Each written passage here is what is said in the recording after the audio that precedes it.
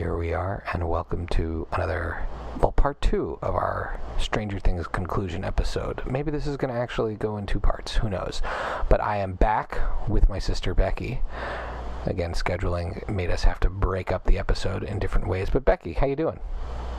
I'm fine, but I feel like because I'm the only one on this call with you, it sounded extra thick and buttery. I have to say, but somehow if it's going out to multiple people on the call, it like dilutes the butteriness. It was super buttery. So I forget who it was, but someone we knew listened to the podcast for the first time and was very, and we've been doing this now for almost 2 years, right?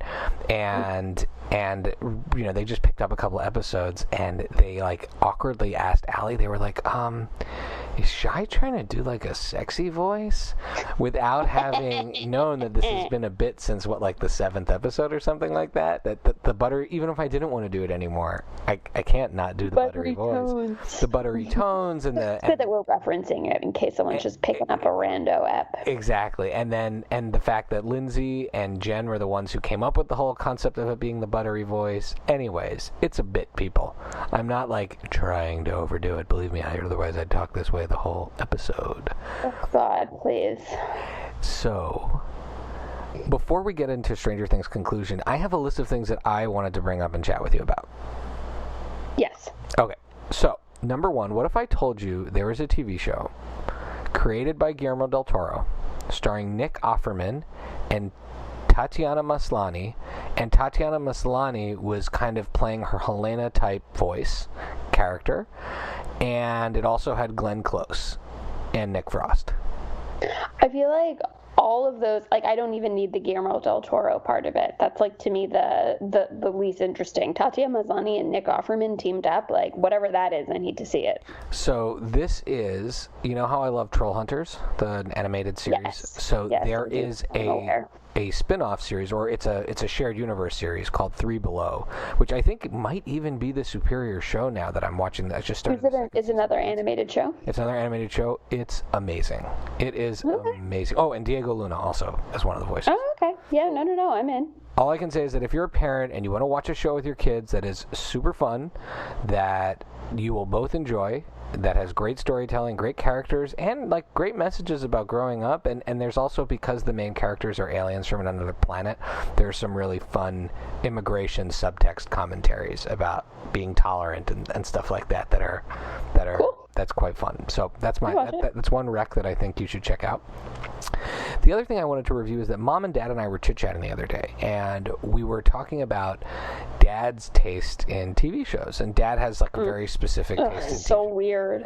No, but he look, Dad recommends good shows, but he does recommend good shows, but he's very specific with what he'll watch. And the best was I was sort of doing a little riff, making fun of not making fun, but sort of caricaturing the genre. I said, I bet Dad's watching a show right now about a Scottish bailiff solving mysteries so he can win his barrister's wig. And then Mom said, and I bet the name of the show is Marmite.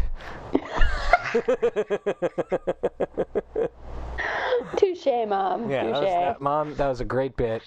And Dad, I'm sure, would find this funny if he ends up hearing it, because that is only out of love. Dad has great shows that he recommends, like Rake and The Bridge and stuff like that. Okay. Let's get into Stranger Things, the conclusion. Wait. What? But are we gonna? Wait, okay. Sorry. One of the biggest. I had a huge development in my life. You had a huge moment. This is something I've been practicing for. I'm gonna say 20 years. I've been practicing this, and then this is something you just started. Right. This is not hot yoga, people. This is not meditation. Although it's it was better. I, for the first time this week, went to a movie by myself. So proud of you. I'm so proud of you. You got it in just under the threshold of turning 40. Yeah, and if I didn't have the AMC A-list, I never would have done this. I never would have paid money. So shout out to the Take Two podcast guys. I totally got the A-list because they were always going to movies, and I was watching them on Instagram being like, I want to go to the movies that much. So I did it earlier in the week. I think it was Monday. I went to see Spider-Man Far From Home. And so funny because I spent $20 going to see it by myself at the Dolby Theater. Oh, well, I wouldn't. Yeah, you're like, I wouldn't have done it if I had to pay more money. Well, I'm no, like, no, oh. I wouldn't have tried going to a movie by myself. Now that I have A-list, I'm like, we're all in. Oh, like, Spider-Man, why not? I would have paid to see Spider-Man by myself, but I wouldn't have gone to see a movie by myself in general. So let me just set the scene as to how I help. This is something that I've always viewed, going to the movies by yourself as something like crazy people do in the middle of the day. Like, that it's not, like, normal for you to go and sit and watch a movie by yourself. But again, I know you've done it a lot. The Take Two guys do it. And then I was sort of reflecting a little bit on just, hey, I really want to see this movie. The family's out of town. I don't want to wait. You know what? And people are busy, so it's not easy to organize plans. I'll just go and check this movie out. And because I have A-list, I'm essentially already paying for it. So now, of course, I was mindful that I love to eat while I'm watching a movie, and I could not go deep on one of the, like, Lily and I ate a full bag of the mixed cheddar caramel popcorn mix from AMC, and I think my body's still digesting it. Like, Lily talks about it's going to be Lily talks about how it gave for the her rest of your life. Like, it physically gave her nightmares, not because she was thinking of the food, but just like the chemical effects. Yeah, no, whatever is in there, the shelf life of it is like probably 150 years in your body. Well, the shelf life, they have the same bucket of it that's like still there in the glass that everyone can see. They also have this red, white, and blue Spider-Man popcorn that just no one has ordered.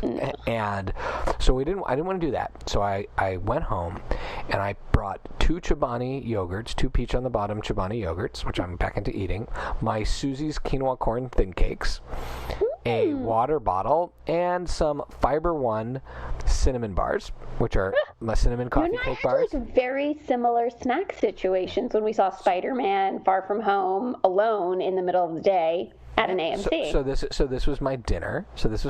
Oh, those you did I did it for lunch. Okay. So I go in and I sit down, and there's a guy like sitting next to me who it turned out, I think. What do you mean next to you? Like, how close next to you? Well, like, in the seat directly next to you? Well, yeah. When I bought my seats, there was no one in my row. But this guy ended up next to me. I think he actually snuck in, because in the middle of the show, he asked me for my ticket stub, because he was trying to get his friend into the movie. Clearly, he had just snuck in entirely. Anyways, but the point is, so I'm by myself, and I don't really know what to do, and because I'm used to, like, whispering to people or talking, and so I wait till the movie starts to start eating my food, because you cannot kill your eating during the previews. Watch the previews. And I started eating my yogurt and my snacks, and I'm like opening my little things and working my way through it, and it was a really pleasant experience. And then, no phone, right? It was like being on the airplane, actually watching a movie, only on the big screen and in an awesome reclining chair. So one of the things I like about a long airplane ride is that, like, peace and quiet of just watching a movie with nothing bothering you. So this was that, but it was like I was in first class. Yes. And I reclined back, and I totally absorbed myself in the movie, more than I normally would. And right, because you're not worrying about someone else's reaction, so you're just enjoying it for how you're enjoying it. I'm not always worrying about other people's reaction. I mostly just want to make predictions and talk about, like, references to things. That's true. I cheered, and I laughed, and I cackled, and we can talk about the movie, but so then I loved it so much that I actually went back at the end of the week, and I went to see Stuber, which that was a real test. Because second one by yourself. Yeah, because Spider-Man Far From Home.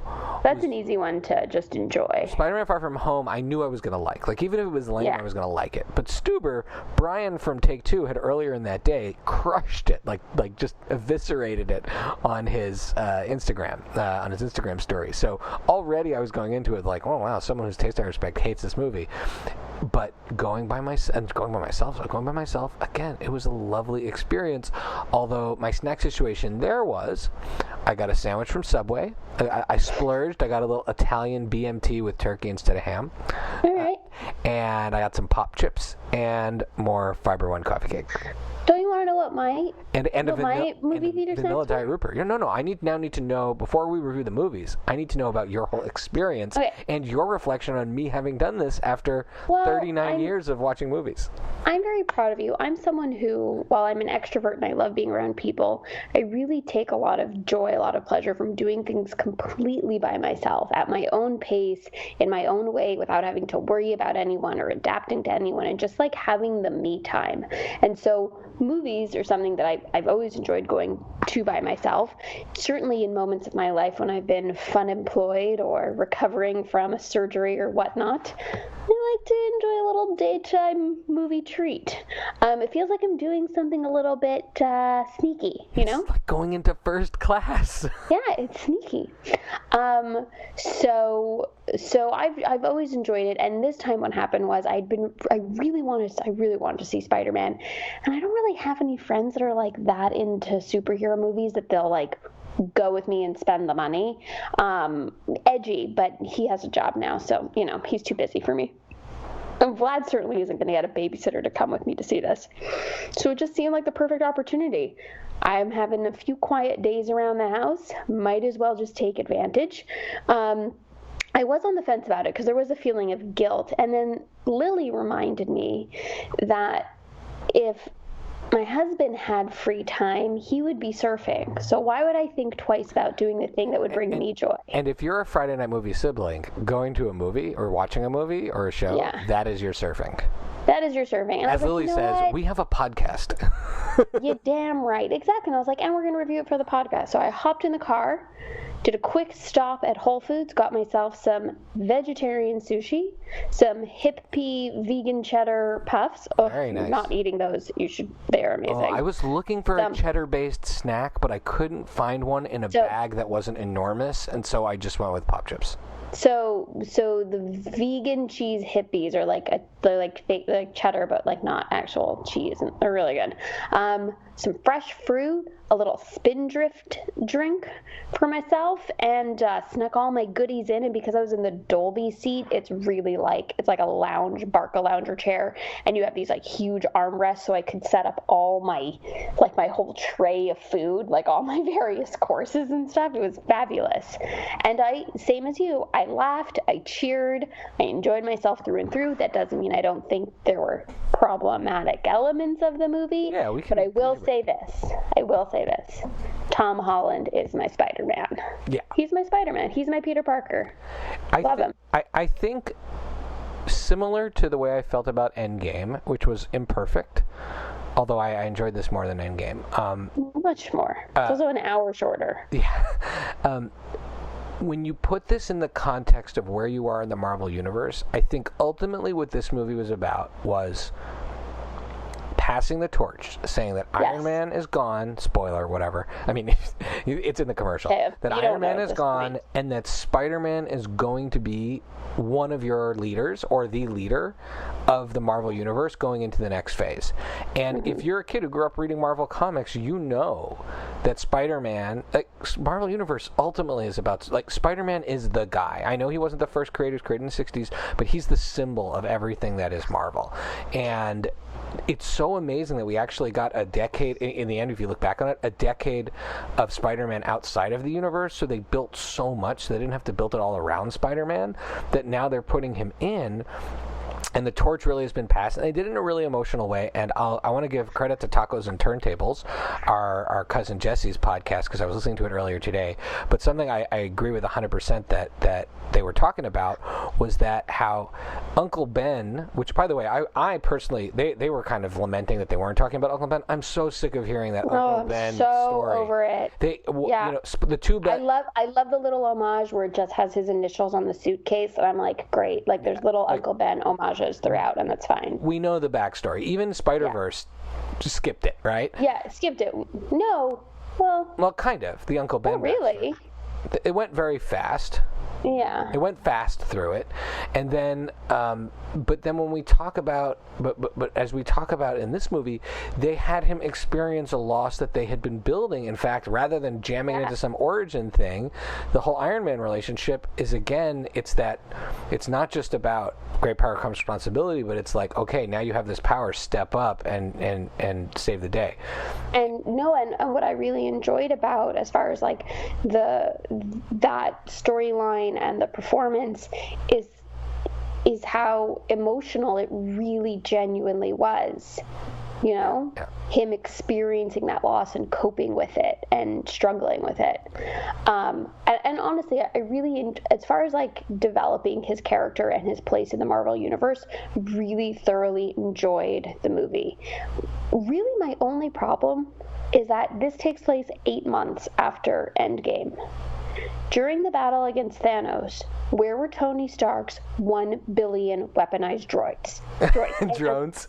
Drones. Right, they didn't go away in the snap. Where were they? No, I'm just saying, like, they're obvious, like, they seem to be up and running for this battle, but Tony Stark only died 8 months ago. No one made them in the last 8 months. Like, what's, you know what I'm saying? I didn't even think of that question. Why weren't, this is the only, I could not stop thinking about that. I'm not sure the drones would have helped much against, like, a satanic army. Yeah, but you're still killing these soldiers. Like when there are thousands of, like, right, like they would have had their own. Why don't you just bring out your, like, literally probably 10,000 weaponized drones that can come out and shoot, like, you know, perfect missiles and stuff? Like, where were they? I'm just saying. That's an interesting complaint. So as far as like as far as the complaint that I had is that, but I wouldn't say my complaint, but there's a twist. Again, spoiler alert, don't keep listening. But if you know anything about the Marvel Universe, you know I was a little bit confused. I was like, oh, is Mysterio supposed to be from another planet in this one? But if you know anything about Spider-Man, you know that Mysterio has his particular powers of illusion, and that those were probably playing in somehow to what was going on, and that there was going to be some sort of a flip, and while I really loved the way he seduced Peter Parker, the way Gyllenhaal, who I really generally, I mean, he's a cool guy, but he's not an actor who I love. I thought he was actually really good in this role because he could play so many different personalities. He's a really good actor. He's a really good actor. Every time I see a movie with him in it, I'm like, God damn Gyllenhaal. Well, tell me what you think of this. They didn't spend a lot of time, like, uncovering the mystery. They moved to uncover the mystery quickly. And maybe that was actually good, because anyone who's watching it and knows anything about Marvel knew that Mysterio was really Mysterio. Also, I don't think that was the most interesting part of the movie. Like, it was good that they revealed it early, because that's not what's interesting. What's interesting is when we know, and watching Peter kind of like go through his evolution. Like, that to me, like, I think it just allows more of the focus to be on Peter Parker, Spider-Man, and, you know, and his change and his progression, not so much about what's the secret with the big bad guy. Okay, before we move on to Stranger Things, because we're talking about teenagers here. Yeah. How did you think they handled the whole teen movie in Europe? Teenage relationships, teenage characters. How did you think about the way they handled that in this movie? I feel like it felt like normal. Like, that's like what it's more likely that's what teenagers are like than what you see in Riverdale. Right. Like, if this were Riverdale, you know, they would be like opening now that's not a knock against Riverdale. That's not a knock. I love Riverdale, but if it were Riverdale, they'd be like opening a secret burlesque house in, like, you know, I really like the Venetian canals. Like, this was just like, oh yeah, kids in Europe being awkward. That makes more sense. I really like that, and I give Zendaya was amazing. And like listening to their teachers and like doing what their teachers say. Zendaya was amazing. Ned was amazing. Flash was great. This entourage of teenage friends. Flash Thompson, the kid who like hated Spider-Man in the previous one and now loves Spider-Man. Oh my God, I love him. Yeah, or he's always mean to Parker, but he's so I thought they did a really great job, and I love that they didn't over sexualize these kids.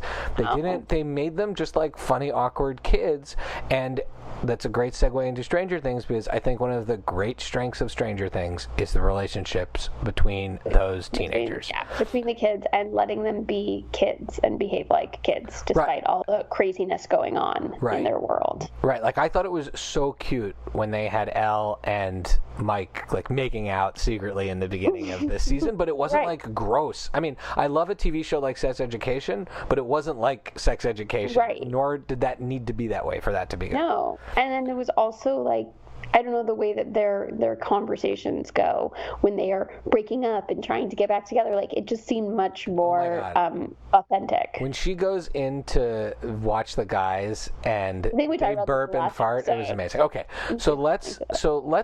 I want to ask. There's two questions that I want to ask you that I asked Lily, and then I want to deep into like a real analysis of Elle, because I know you're a real Elle expert, and she's my MVP in the season. So,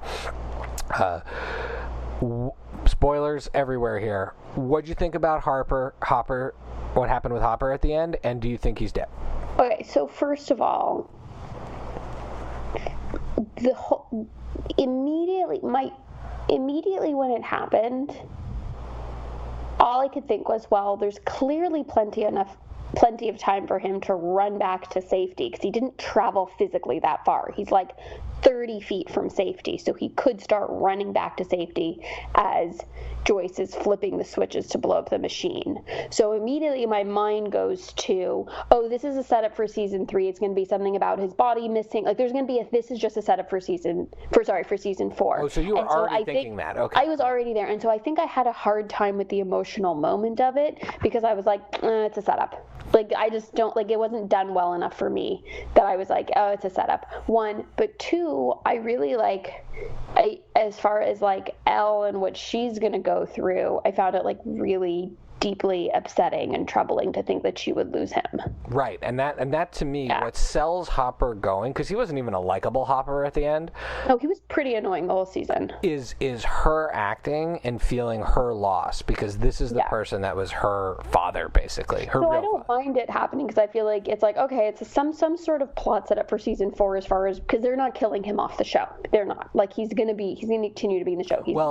Apparently I read this, and I don't know if it really happened, because I went and I checked on Instagram and it wasn't there, but apparently he left some mysterious digits on his Instagram, and it was a phone number you could call, and if you called, you got a message from what's his name, Bauman, what's his name, what's that guy's name with the beard, yeah. So apparently they're already hinting that like Harper's not out. Well, first of all, there's no mention of a funeral or a finding the body or anything like that, 1. And then 2, there's the epilogue scene, the after credit scene. The American. Yeah, so we know. So I just think it's unless it's Billy, he was kind of ripped apart. So that's kind of where I was. I didn't feel emotional during it, because in my mind, I'm like, he's not dead. It's a setup for the next season. So right. I wasn't upset. And now, Never Ending Story. Buy, rent, or meh, that scene. I have to tell you, because it's the type of reference that worked for me, because unlike Back to the Future, I'm not seeing clips of it where it's like, oh, by the way, this is like Back to the Future from the 80s. You either know that song and know what it's from, or you don't. Oh, wow. You just like, so Lily and I in particular went hard after this. I was like, what the heck is this? There's no, to me it was such a gimmick. Really no, it's for people who really know it. So going to a movie theater and being like, oh, look, it's Back to the Future. You're like, that's from the 80s. Oh. This is like, you either know that song and you know it's from because you grew up in the 80s and you watched the movie 100 times. You're like, what are they singing? Okay, so you have actually changed my opinion on this. So look, a man can learn things even when he's old. I went to the movies alone, and you've moved me. The thing you haven't moved me on is that the 3 minutes they spent singing that probably could have saved Hopper's life. Very, yeah. I was like, like if I met Susie and I was Elle, I would be like, you killed my father. Yeah. Okay, let's talk about Elle's journey. Tell me where you think she is now, and like what she went on this season, and where do you think she's going next? So this season was, and it was really interesting. We talked about this when we talked like at the midway point of the show now versus the end. One of the concerns you brought up is she using her powers too much, and her powers become, throughout the season, something that she uses as like a regular thing. Like Captain Marvel, like she's just so powerful. She's just like bing, bop, boom, boom. I'm gonna do this. I'm gonna do that. Like she's constantly using her powers. So that we're seeing her kind of evolve in that way is that it really is becoming a part of her personality, of her character trait. You know, using it in all these very simple ways to close a door, to whatever, all things like that. And at the end of the season, where it seems that she has potentially lost her powers, I think that will be a really interesting character development transition for season 4, is who is Elle without her powers. Oh, that's great. I like that. Right. And so that's where I think, like, you really talk about growing a character. You know, you raise them up, you bring them down. You know, you do these things that stretch them and pull them so they have to, like, so they're growing. And so I think that'll be really interesting to see.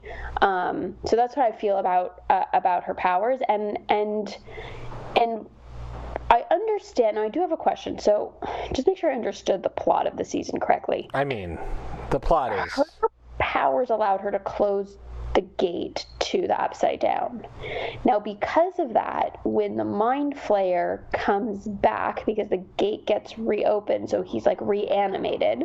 So essentially, they closed the gate season 2. Yeah, but they also said that the Mind Flayer was stuck outside the gate at one point. It was stuck outside the gate, but because it was cut off from the inside out, it had no abilities, it had no power. As soon as the gate... So explain to me, was the Mind Flayer in the earth, or is the Mind Flayer actually inside the Upside Down, and that spider creature is just an extension of the Mind Flayer, and it was just hanging out? Basically, the brain of the Mind Flayer, what controls it, is in the Upside Down. But like that, essentially that is an extension of it, and so the Mind Flayer is not able to leave the Upside Down, I guess, because the gate or whatever the reasons. But it can. But it can. They say that if the body is cut off from the brain, and when you close the gate, it's cut off from the brain. What is the Mind Flayer's motivation? We don't know. I mean, I'm not saying we have to know. We don't. The most they say is that to destroy all humankind. But the reason that it specifically wants to go after Elle first is because Elle is the only one with the power to close the gate. Correct? Yes, it is. Okay. It is fixated on Elle. It didn't. I don't think the Mind Flayer. I think the creation of Elle and the existence of the Mind Flayer's world may not be connected. I don't think they are. But Elle was used essentially to open the gate, and then close the gate, and that as a result, she is the only human threat they know of, that the Mind Flayer knows of, that is a threat to the Mind Flayer. Right. Okay. I just wanted to clarify that. But the other X-Men kids could easily be a threat. I don't know if they reappear ever. Yeah, I'm one of those people who thought that thing was cool, and they should find, if they didn't like the actors or they didn't test well, find another. I mean, clearly they can introduce new characters. I don't understand how you didn't have patience for like 2 minutes of hearing the Never-Ending Story song, but yet you could watch an entire episode of characters that never resurface, that have nothing to do with the rest of the show. I thought it was interesting. Punk rock Elle, it was fair. You make a good point, and you have softened me on the Never-Ending Story thing, although I think I viewed it in a different way than you viewed it, and I think if I view it from your perspective, I was viewing it as something everybody knows, and that it was swinging for the cheap seats, and you actually view it more as as you view it as this like random deep cut that you only get it if you get it.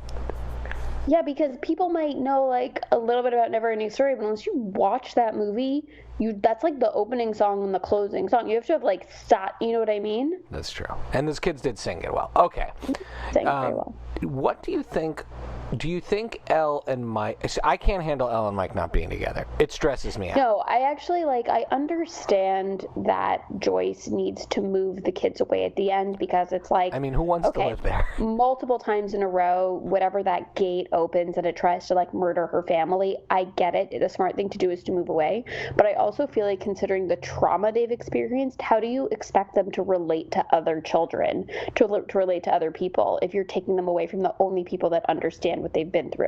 So I was a little bit upset. Are we assuming that Elle was left to Joyce in his will? Hopper doesn't strike me as a guy who's responsible enough to have a will, but... No, she probably just, adopts her, because it's, assumes custody. That makes... Yes, I think it's, the only thing that just, makes sense. Because Elle once lived at Mike's house. She can't go back and live at Mike's house? Yeah, but Mike's mom doesn't know or understand anything about Elle, and it makes that's more a really sense. Good point. Joyce's kid was possessed by the Mind Flayer. She fully understands Elle's powers. She's been through the whole thing. Joyce is the only person that it makes sense to care for her. I wonder what either the fallout or the upside of Elle and Will living in the same place will be. That'll be really interesting to see them become friends, because they don't have much of a relationship. And I really like that they have, like, Will has his own powers now, and they've committed to that. He's like the warning system, and it gives him a little bit more purpose. I think that kid, considering he was barely in the first season, I think that kid's a really good actor, and I think that's a really tough position to be in. But isn't Jonathan old enough to, like, not move with his mom? Like, he could stay back and be with his girlfriend? I mean, considering that his mother basically doesn't worry or care about him. Yeah. like if Jonathan had been the one who had been taken by the Upside Down, do you think she ever would have even gone looking for him? Debatable. Okay, so let's get into MVPs and LVPs and MIPs. So I'll give you mine because I gave them to Lily already, and I'll just give you quickly. So Elle is my MVP to me, and also Millie Bobby Brown. Holy moly, is she amazing. My LVP was Hopper this season, not because I don't love David Harbour, or because I don't like the actual character. I just think they did him dirty in this season. He was like schlubby and annoying, and he was like dressed like Magnum the whole time. I just Hopper, like, if Hopper died where he died, at where he was personality wise, I was like, yeah, all right. And then most improved, I had Joyce for the first half, but for second half, I'm going with Max, because I think Max is a character who didn't have as many dimensions last season. She was just like a little added spice brought in to mix up the friends. But by the end, especially with her trying to reason with her brother, her crazy abusive brother, and the journey she goes on with Elle as friends, to me, like, Max is really improved as a character and me being interested in her. So that's where I'm at. Where are you at? So I actually, I can give different answers, but I'll have to 100% agree about your MVP and LVP. I think for me, I wonder with Hopper how much of it was the way the character was written or the way the way they chose to direct it, because he was constantly shouting, and whereas in the first season,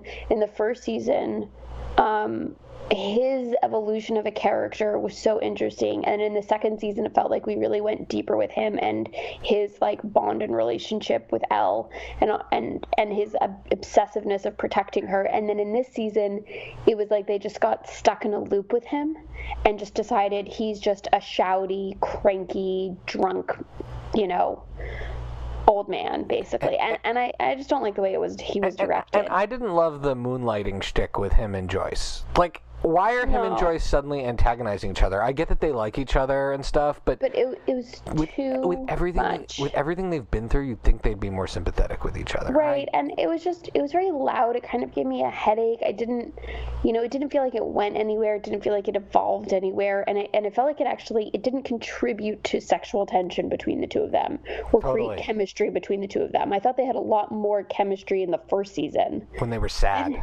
Right.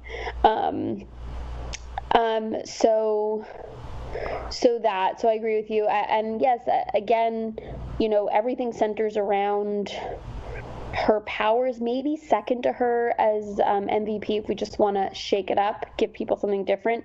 I would probably say Will, because because his character really had purpose this season, and he was in conflict. He was the one that was in conflict with the rest of his friends, and being a different personality, being a different kid, going through something that was uniquely his own, that wasn't what his friends were going through. But I feel like, again, because they gave him these, like, little bit of powers, they gave him a lot of purpose this season, and you got to really, like you were talking about this before, you got to really see his character kind of become something of much more significance, So that was really cool. Is that your most improved too, or do you have another most improved?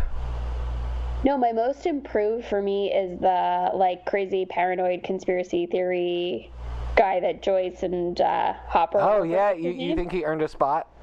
He just really Bauman? Most improved, because he's just, like, such a nut, but by the end of, like, those last 2-3 episodes, he really brings it. He really does a lot. Well, the Scoop Squad, which is really developed as its own almost like spin-off, which he is, I guess, a part of in the end, was, right? Isn't he kind of in the Scoop Squad at the end, basically? I feel like they paired him off with Dustin, and because of the walkie-talkie. Yeah, the walkie-talkie thing, Yeah. Oh, that's good. I will say, I found I also like one thing I forgot to talk about.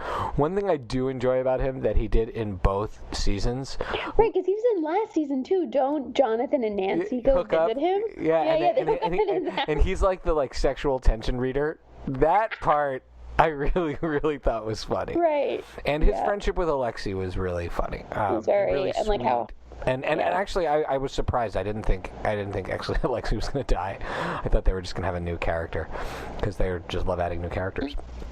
All right, Beck. Any other recs or things on your mind? My computer's going to turn off in a second. Only 1%. Where I have to can people follow you? At PaperBKPrincess on Twitter. And you can follow me at Pancake4Table, Pancake the number 4 and table, and all the Friday Night Movie shenanigans at Friday Night Movie on Twitter and Instagram. The musical theme song is by What Does It Eat? And I think we're wrapping up. Beck, thanks so much. Love you. Bye-bye. Bye. She's whispering. She's in the baby's room, I think. I'm right by my daughter's room while she's napping. Hold on. We're plugged in. Okay, yeah, bye. I have nothing to recommend. Good app. Love you. Bye.